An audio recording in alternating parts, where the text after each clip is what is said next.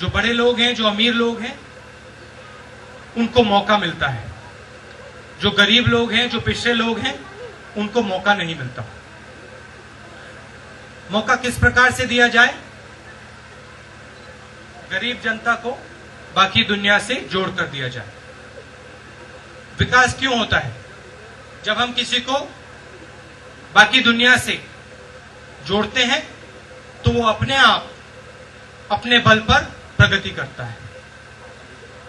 हम व्यक्ति को सड़क से जोड़ सकते हैं, बिजली से जोड़ सकते हैं, शिक्षा के माध्यम से जोड़ सकते हैं और कंप्यूटर के माध्यम से भी जोड़ सकते हैं। तो मुझे बहुत खुशी हुई है कि आज हम यहाँ सैम पिट्रोडा जी को लाए हैं। आप जानते हैं सैम पिट्रोडा जी कौन है? कोई जानता है? कोई बताइए मुझे कौन है ये? जोर से बताइए। नहीं, ये मंत्री नहीं है। हाँ, ये तो बात सही की आपने, मगर मंत्री नहीं है टेक्निक। मगर इन्होंने किया क्या? अच्छा, कोई यहां पे सेलफोन पकड़ा है हाथ में?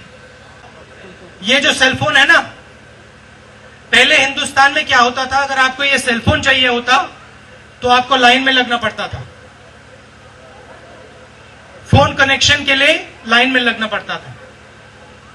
आज अगर ये सेलफोन है तो ये राजीव गांधी जी और सैम पिट्रोडा जी ने मिलकर काम किया है। सेलफोन से आपको बहुत फायदा मिलता है।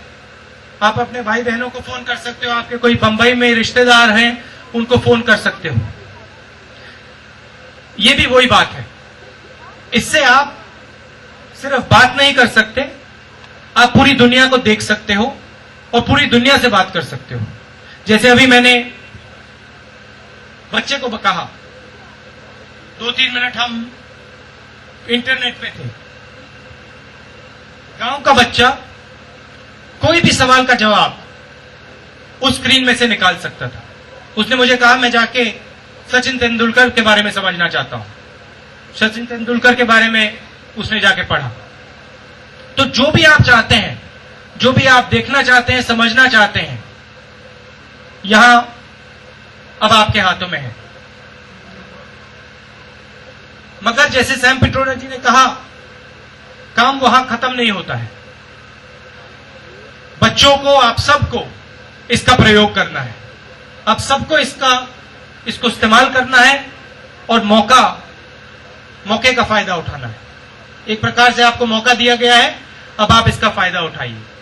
और यही काम हम यूपीए की सरकार के माध्यम से पूरे हिंदुस्तान के लिए कर रहे हैं। हमारी कोशिश है कि जो मैंने आपसे कहा, 2 हिंदुस्तान बने हैं, एक बार फिर हम उसको एक हिंदुस्तान बनाएं, अमीरों का हिंदुस्तान।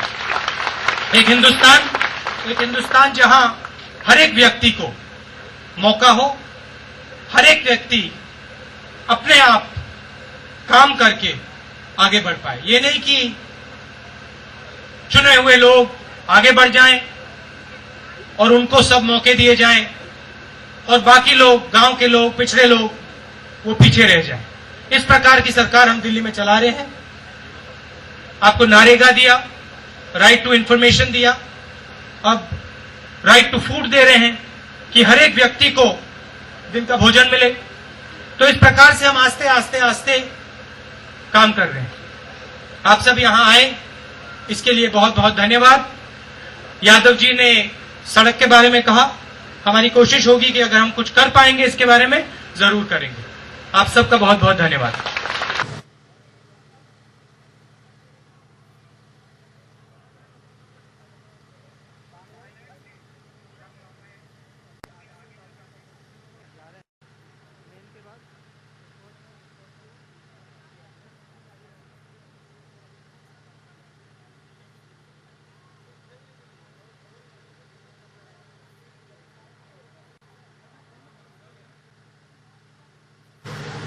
महंगाई समेत अन्य विभिन्न मामलों को लेकर आज नेता विरोधी दल अहमद हसन ने कहा कि कांग्रेस के द्वारा जो महंगाई बढ़ाई जा रही है उसका वो विरोध करते हैं। उन्होंने काफी अपनी बातों में कांग्रेस को लताड़ा। नेता विरोधी दल अहमद हसन आज पहुंचे थे रायबरेली उन्होंने पत्रकारों से वार्ता करते हुए कहा कि कांग्रेस से मुसलमानों को 5 शिकायतें हैं। उनमें से उन शिकायतों में पटना हाउस एनकाउंटर कांड की अभी तक जांच नहीं हुई, गुजरात विस्फोट, समझौता एक्सप्रेस विस्फोट आदि में पकड़े गए निर्दोष लोगों को अभी तक छोड़ा नहीं गया है। मुसलमानों की संपत्तियों पर बिल का प्रयास, परमाणु बिल में भाजपा का समर्थन लेना आदि हैं। उन्होंने कांग्रेस पर तीखे प्रहार करते हुए कहा कि महंगाई इतनी बढ़ गई है कि इसको खत्म करने के लिए कोई भी प्रयास नहीं किया जा रहा है। इस मौके पर मुख्य रूप से जिला अध्यक्ष राम बहादुर यादव, मोहम्मद शमशाद खान, पवन श्रीवास्तव, पारुल वाजपेयी आदि समाजवादी पार्टी के नेतागण मौजूद थे। रिपोर्टर सीताकांत चौधरी के साथ सुजीत, अनुपम मिश्रा की रिपोर्ट।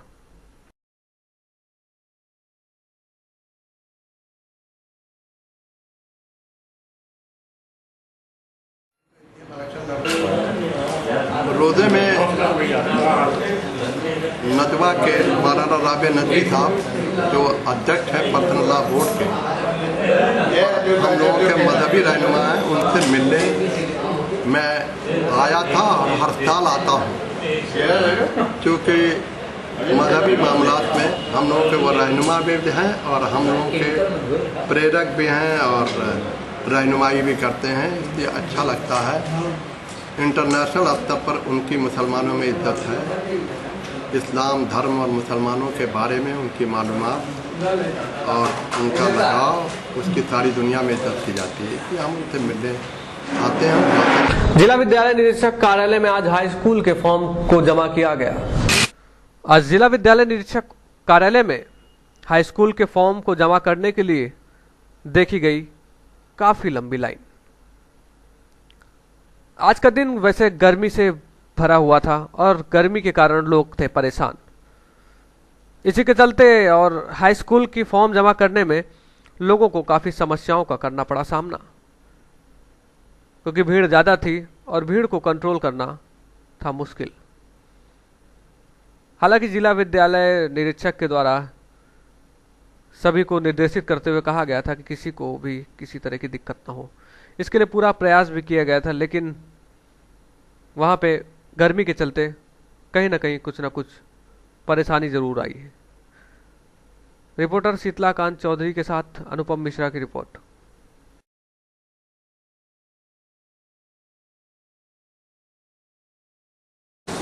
भारतीय जनता पार्टी के पदाधिकारियों ने आज एक प्रेस कॉन्फ्रेंस का आयोजन किया, जिसमें उन्होंने अपनी बात रखी सामने। भारतीय जनता पार्टी युवा मोर्चा के प्रदेश अध्यक्ष हरीश दुबे पहुंचे थे आज रायबरेली। उन्होंने पत्रकार वार्ता के दौरान बताया कि 9 सितंबर को भारतीय जनता पार्टी युवा मोर्चा के द्वारा लखनऊ मोती महल पार्क में विशाल सम्मेलन किया जा रहा है, जिसकी तैयारियों के चलते वह रायबरेली आए थे और उन्होंने अपनी रायबरेली की युवा मोर्चा की टीम को कहा कि वह भारी से भारी संख्या में पहुंच के इस सम्मेलन को सफल बनाए। उन्होंने अपने संबोधन में केंद्र सरकार की आलोचना करते हुए कहा कि केंद्र के द्वारा जो महंगाई बढ़ाई गई है वह वाकई में काफी दुखद है और उसकी वजह से आम जनमानस को काफी समस्याओं का सामना करना पड़ रहा है। श्री दुबे ने संबोधित करते हुए साफ किया कि 9 सितंबर को होने वाले इस सम्मेलन में युवाओं की सहभागिता और युवाओं की ताकत जो है वो सामने दिखाई पड़ेगी और उनका प्रयास भी रहेगा कि भारतीय जनता पार्टी युवा मोर्चा के सभी पदाधिकारी ज़्यादा से ज़्यादा उपस्थित होकर अपने सम्मेलन को सफल बनाएं। इस मौके पर भारतीय जनता पार्टी युवा मोर्चा के जिला अध्यक्ष अजय त्रिपाठी, युवा नेता अनुभव कक्कड़ आदि भारतीय जनता पार्टी के सभी पदाधिकारी व कार्यकर्ता मौजूद थे। रिपोर्टर अनुपम मिश्रा के साथ शीतलाकांत और सुजीत की रिपोर्ट। जन्माष्टमी को देखते हुए आज पूरे शहर में उत्साह दिखाई पड़ रहा है। जी हां, पूरे शहर में झांकियां सजाई गई हैं। इन मनमोहक झांकियों ने लोगों का मन मोह लिया है। आज हमारी टीम ने रायबरेली शहर में सजी झांकियों को देखा और आपको दिखाने का कर रहे हैं हम भी प्रयास। हमारे कैमरामैन ने अपने कैमरे में कैद किए हैं झांकियों के कुछ सीन।